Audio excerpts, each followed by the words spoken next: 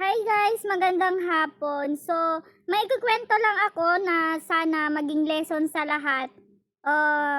Kanina kasi may ay sa ukay-ukay, may matandang babae. So, yung ukay-ukay na damit, tig 20 pesos kasi. Sabi nung tindera, wala nang tag 10 pesos ngayon, sabi niya sa matanda. Tapos yung matanda, nanghihingi siya ng 10 pesos sa akin. Ewan ko, hindi ko alam, ba't di ko siya binigyan eh.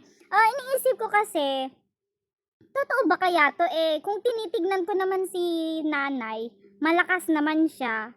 Tapos hindi naman siya parang baliw, ganun. And then, ewan ko 10 pesos lang pero hindi ko siya binigyan. Nagdadalawang isip kasi ako. Ewan ko kung, iniisip ko siya na baka modus lang yon. So, maya-maya, may lalaking dumating. Siguro mga hindi siya 15. Basta college student siguro yon.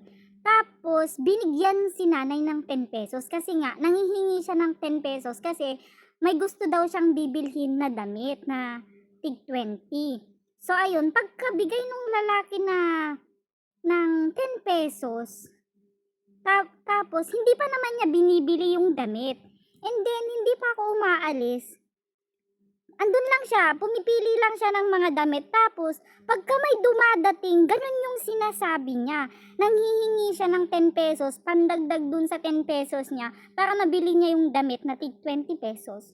So, feeling ko modus lang yon kasi hindi naman niya binili yung damit. Pagkaalis ko na, andun pa rin si nanay, hindi pa rin siya umaalis at pumipili. I think nag-aabang siya ng mga bagong bibili tapos hihingan ng 10 pesos. So guys, mag-ingat tayo.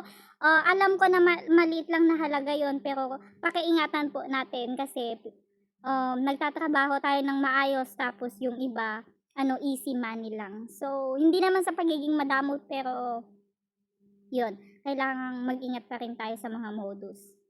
So, wala, share ko lang. Sige, sabihin nyo na kung madamot. 10 pesos lang, di ko siya binigyan. Kasi, iba yung feeling ko kasi. Feeling ko talaga modus yun. So, yun lang. Bye!